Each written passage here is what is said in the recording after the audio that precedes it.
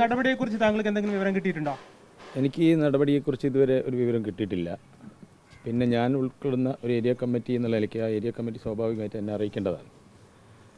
ഇപ്പം കഴിഞ്ഞ കുറേ ദിവസങ്ങളിലായിട്ട് ഈ കോഴ വിവാദത്തിനകത്ത് പ്രമോദ് കോട്ടൂളി എന്ന് പറയുന്ന ഞാൻ കോഴ വാങ്ങിച്ചു എന്നാണ് ആരോപിച്ചുകൊണ്ടിരിക്കുന്നത്.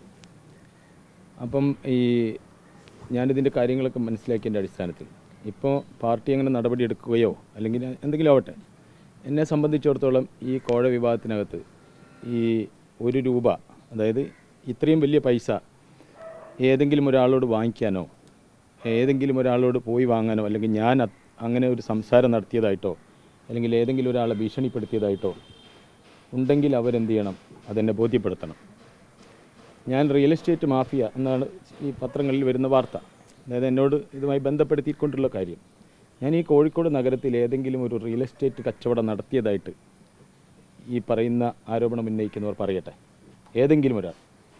ഇപ്പോൾ ഞാൻ ഈ ആരോപണത്തിന് ഞാൻ മാത്രമാണിപ്പോൾ, ഞാനെന്താണ്, വെറും പ്രമോദാണ്. എനിക്ക് എൻ്റെ അമ്മയെ ബോധ്യപ്പെടുത്തേണ്ടതുണ്ട്. എൻ്റെ അമ്മ, എൻ്റെ മകൻ, എൻ്റെ അമ്മയെ എനിക്ക് എൻ്റെ ജീവിതത്തിൻ്റെ അത്രമാത്രം പ്രയാസത്തിലൂടെ എൻ്റെ കൂടെ എന്നെ വളർത്തിക്കൊണ്ടുവന്ന അമ്മ. ഞാൻ ആദ്യം എന്താണ്, മകനായിട്ടാണ് ഞാൻ സഖാവാകുന്നത്.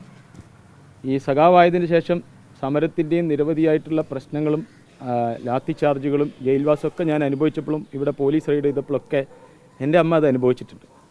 എനിക്ക് എൻ്റെ അമ്മയെ ബോധ്യപ്പെടുത്തണം, ഞാൻ 22 ലക്ഷം രൂപ വാങ്ങിച്ചിട്ടുണ്ടോ, ഉണ്ടെങ്കിൽ അതിന് എന്ത് ചെയ്യണം, തെളിവ് തരണം.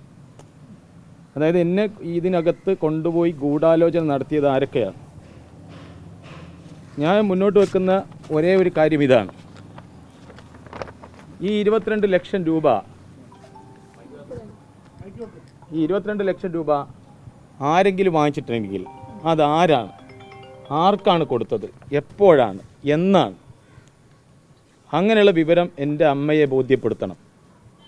ആ ബോധ്യപ്പെടുത്തുന്നതിന് വേണ്ടി ഇങ്ങനെ ഒരു വിഷയം ഉയർന്നു വരാൻ ആവശ്യമായിട്ടുള്ള സാഹചര്യം തീർത്തും ഈ PSC കോഴയായിട്ട് ബന്ധപ്പെട്ട കാര്യങ്ങളും അതുമായിട്ടല്ല, ഇതുമായി ബന്ധപ്പെട്ട ഒരാളുടെ വീട്ടിൻ്റെ മുന്നിൽ ഞാൻ എൻ്റെ അമ്മയും മകനും ആ വീട്ടിൻ്റെ മുന്നിൽ പോയിരിക്കാൻ വേണ്ടി പോവുകയാണ്.